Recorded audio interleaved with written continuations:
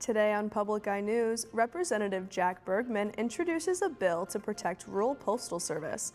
But first, we'll have everything you need to know about the proposed housing development here in Marquette. Coming up, I will have your weather forecast where we will look into today's conditions. Later, I will also bring you today's sports breakdown. I'm Toby Camilli. And I'm Aubrey Huddleston, and this is Public Eye News.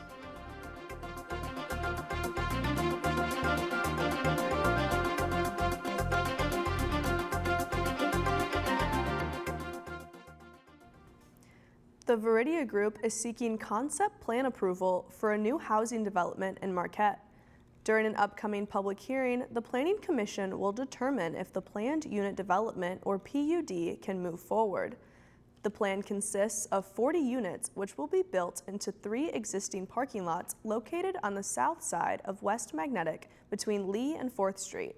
If the proposal is approved, the development will include a mix of duplexes, triplexes, and other mixed townhomes. And the Alger County Board of Commissioners have approved the expansion of Pictured Rocks Cruises located in Munising.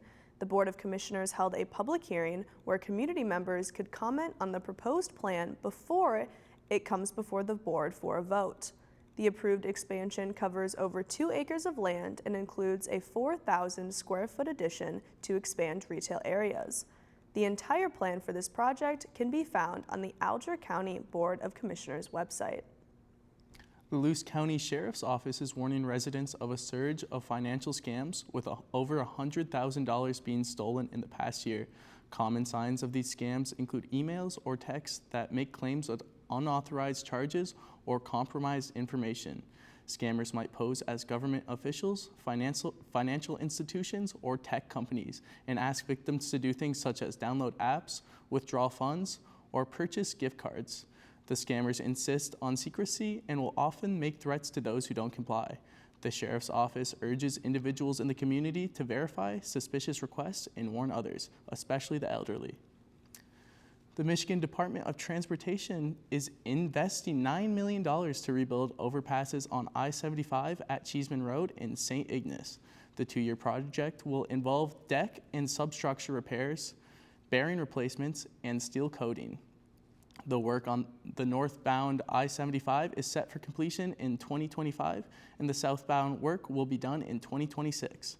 Traffic will be reduced to 1 lane with temporary crossovers. Speed limits will be reduced from 60 miles per hour to 45 miles per hour when workers are present.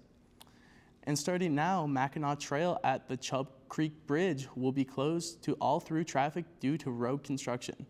The closure will last until November 1st of this year and will impact the section between South Peffers Road and South Chubb Creek Road. Crews will be working throughout spring, summer, and fall to replace infrastructure. Israel shattered the ceasefire with Gaza overnight, launching the first major airstrike since the pause in fighting. The Hamas-run health ministry says more than 400 people were killed. Israeli Prime Minister Benjamin Netanyahu ordered the strikes, saying Hamas refused to release the remaining hostages. CBS's Rami Inocencio reports from Tel Aviv. Israel unleashed dozens of airstrikes up and down the Gaza Strip, breaking the fragile ceasefire, which had barely lasted 2 months, causing hospitals and morgues to overflow once again after more than 17 months of war. As morning came, Gazans sat stunned amid the dead after the terror of the night, final moments with loved ones lost in silent grief. This father held his dead daughter in one last embrace. "We were sleeping, and the airstrike woke us up," said Mohammed. "We kept searching for her, and praise to God, we pulled her body from under the rubble." The Israeli government blamed Hamas for a breakdown in negotiations to free hostages and warned more strikes on alleged terror targets are to come. Let me be very clear. Israel will not stop until all of our hostages are back home. In Tel Aviv's Hostage Square, many wonder what the collapsed ceasefire will mean for dozens of hostages still being held. It puts our hostages in danger. Israel's defense minister warned, quote, "The gates of hell will open if Hamas does not release all of their captives." And in response, Hamas is blaming Israel for breaking the original ceasefire agreement from January. Hamas also says this return to war amounts to a death sentence for the remaining hostages. Rami Inocencio, CBS News, Tel Aviv. Now don't touch that dial. Toby will be right back with your weather after this break. 1, 2, 3. A change is happening. Let the groove take over. Which is perfect. The age of discovery is now. When you hear it, you know what it is.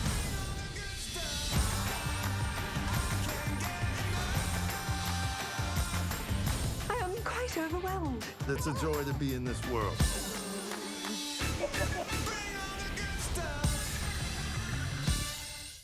Welcome to your Public Eye Weather Report. I'm your host, Toby Camilli. Taking a look at our Skycam, we see gray skies and all the snow is mostly gone for the most part. Now looking across the UP, there is currently a winter storm warning in effect from early Wednesday until early Thursday. And in Houghton, it is 37 degrees and cloudy. Ironwood, it is 34 degrees and cloudy.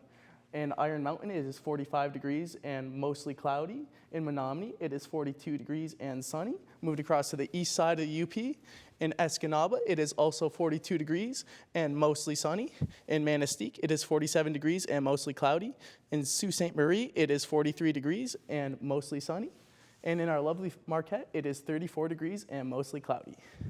Looking into Marquette's current conditions, the winds are coming from the north at 11 miles per hour, and the barometric pressure is 29.91 and rising. And tonight, it will be cloudy and a low of 32 with winds from the north at 11 miles per hour, and the moon phase is a waning gibbous. Tomorrow, it will be snowy with a high of 35 and a low of 21, and the winds will be coming from the north at 28 miles per hour. Looking ahead, on Thursday, it will be a high of 35 and a low of 29 with windy conditions. And on Friday, it will be a high of 46 and a low of 17 with cloudy conditions. Saturday will be cloudy as well with a high of 27 and a low of 18. That's all I have for weather. Back to the desk. Thank you for that weather report, Toby. And just a reminder to everybody to stay safe out there tomorrow. And now into some more statewide news. Senator Elissa Slotkin, Amy Klobuchar, and their colleagues have written a letter to the National Oceanic and Atmospheric Administration, or NOAA, in regards to the recent firings. In a search for more information, the senators have expressed concern, particularly in relation to how the terminations could potentially impact the Great Lakes. NOAA programs protect the lakes, which supply drinking water to 30 million people. Affected programs provide services such as weather forecasts, clean drinking water, water safety, and more. Slotkin is also working towards a plan for reestablishing terminated services. And Representative Jack Bergman and Nikki Budzinski have introduced a bipartisan bill called the Protect Postal Performance Act. The proposed legislation aims to prevent the United States Postal Service from downsizing facilities in underserved areas. This attempts to preserve rural communities' access to reliable and prompt mail services while also seeking to create transparency on proposed changes. Previously, Representative Bergman has advocated for and kept local mail processing in Iron Mountain and Kingsford after the USPS attempted to relocate operations to Green Bay. And a White House spokesperson said President Trump and Russian President Vladimir Putin spoke on the phone this morning as the U.S. tries to negotiate a ceasefire deal between Russia and Ukraine. Natalie Brand has the latest from the White House. Ahead of the high-stakes call, President Trump expressed optimism over negotiations to end Russia's war on Ukraine. We're trying to get a peace agreement done. We want to get a ceasefire and then a peace agreement. President Trump said Ukraine's land and power plants will likely be part of the discussions with Russian President Vladimir Putin. Russian forces are occupying around 20% of Ukraine and seized the Zaporizhzhia power plant in 2022, Europe's largest nuclear site, which has been caught in the crossfire. Ukrainian President Volodymyr Zelensky visited a military cemetery in Lviv Tuesday to pay his respects to soldiers killed during Russia's invasion. Ukraine is skeptical that Putin is ready for peace, but hopeful for a breakthrough after 3 years of fighting. Of course, there's no trust. but yeah, politics is politics. Every war comes with negotiations, so if we need to sit at the table, so that's what we should do. Here in Washington, a legal battle is escalating over deportation flights and the use of a 1798 wartime law allowing the president to detain and deport non-citizens. A federal judge is demanding answers today about whether the administration violated his order over the weekend by sending planes with more than 200 migrants to El Salvador, many alleged gang members. A Justice Department attorney argued that they were not bound by the order since it wasn't in writing. Natalie Brand, CBS News, the White House. After this short break, I'll be right back with a sports report you won't want to miss. Tune in to the heartbeat of the Upper Peninsula. At Public Radio 90, we're more than just a frequency on your dial. We're your trusted home for national public radio. Let our diverse blend of music be the soundtrack to your day. Public Radio 90, where community comes alive. Tune in and let your imagination soar. Don't miss Weekday with Hans Ahlstrom, Monday through Friday from 3 to 4. You're listening to member-supported Public Radio 90, WNMU FM. Welcome back. I'm Toby Camilli with your Public Eye Sports Report. Starting things off on the turf, NMU lacrosse star Josie Lukoski has won Offensive Player of the Week for the second week in a row. This is also her third time receiving this title so far in the still young season. The sophomore forward earned the back-to-back honor by setting a program record for points in a game and then breaking that record 8 games later. In her March 7th accolade of 10 points in a game, it was overtaken by 15 points against Lewis on the 15th. She also received TWLCA Division II Co-Offensive Player of the Week. Lukoski and the Wildcats will take on Indianapolis next week downstate in Allensdale on the 21st at 7 p.m. Speaking of dominant performance, the Detroit Pistons handed the New Orleans Pelicans a 46-point loss last night. This is tied for the worst loss in Pelicans history. The Pistons started things off hot with a 24-5 run to begin the first quarter and never looked back. Cade Cunningham led the way with 24 points for the All-Star. The Pistons will look to replicate the success of their 127-81 victory tomorrow night. They'll head down to Miami, hoping to add a 6 to the Heat's 5-game streak of losses at home.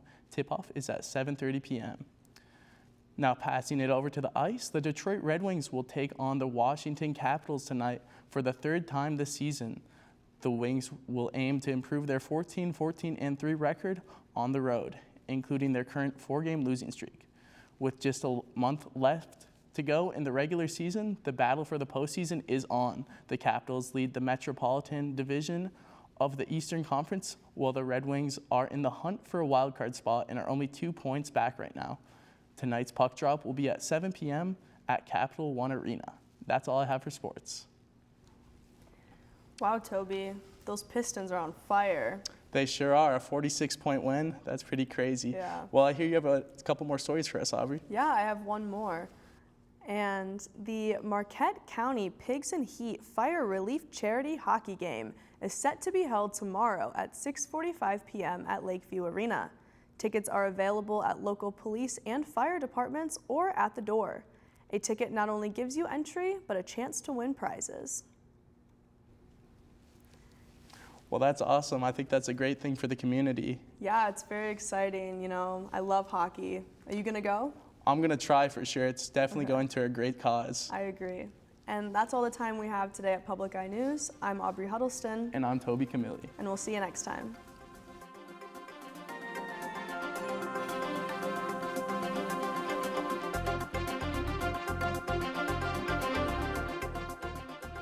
The preceding program was produced by WNMU-TV, Northern Michigan University Public Television, in studios located in Elizabeth and Edgar Hardin Hall.